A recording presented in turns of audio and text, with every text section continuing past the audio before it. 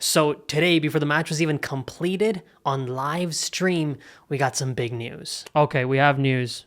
It's over. Marco Varini says, at the end of the match, Paulo Fonseca will no longer be the coach of Milan. The club has already informed him of his dismissal. So you guys remember from a couple of weeks ago, there was a confrontation that took place between Milan fans and the Milan management, or the organization as a whole.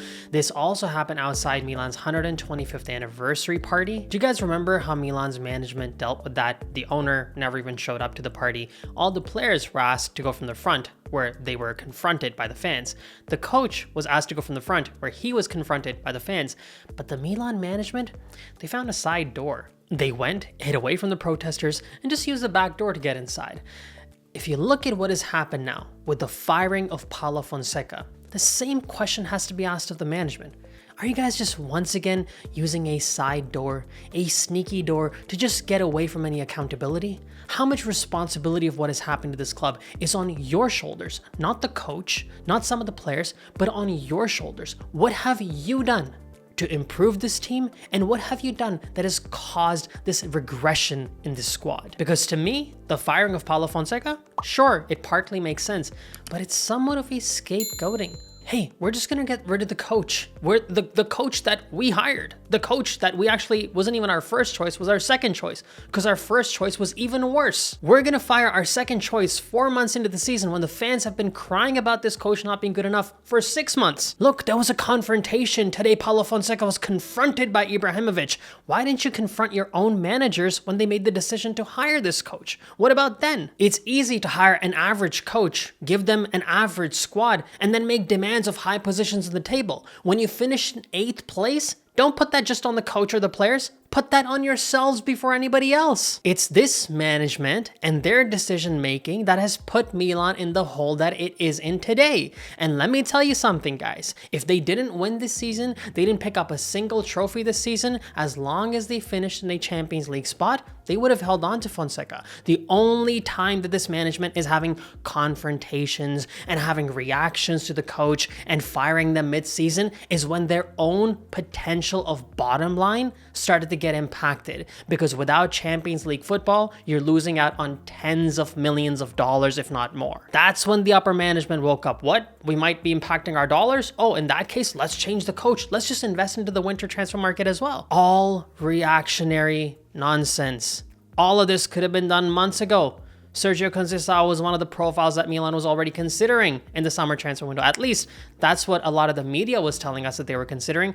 Why didn't they hire him when he was obviously potentially the better choice compared to Paulo Fonseca? What is it that they saw in Paulo Fonseca that the fans were never buying into?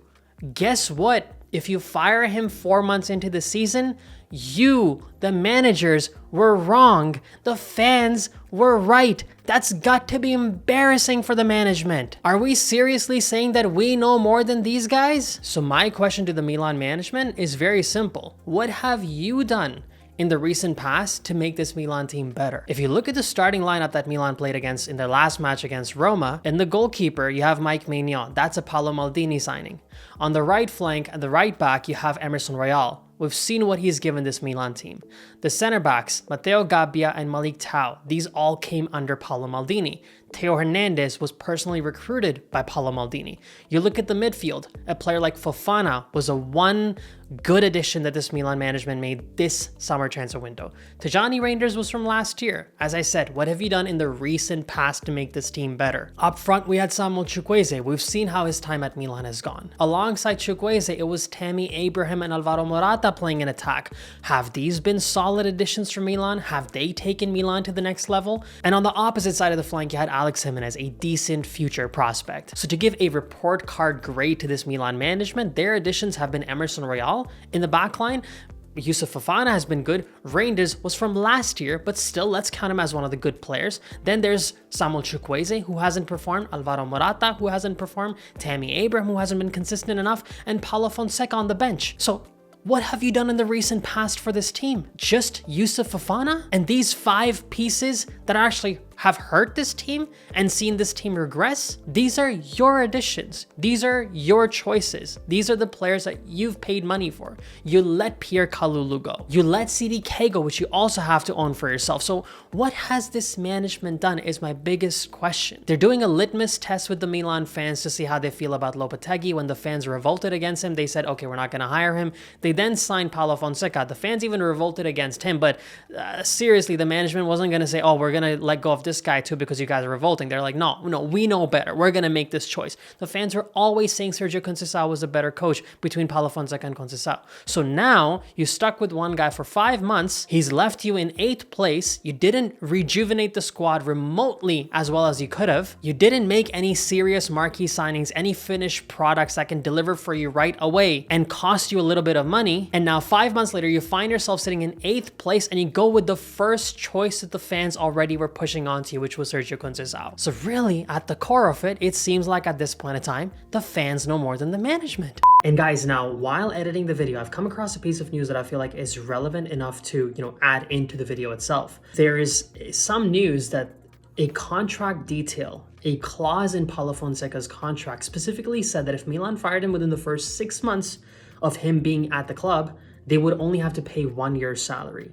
So as much as we might think this may have been a footballing decision, there's a possibility that this was once again a financially driven decision by the club. The second thing that we have to keep in mind is that, does that spell a lot of confidence to you? Do you think that's a clause that a coach like Pep Guardiola or Carlo Ancelotti would have in their contract, that we can fire you within the first 6 months and we only have to pay you for a year? That means the management wasn't even satisfied with his particular profile.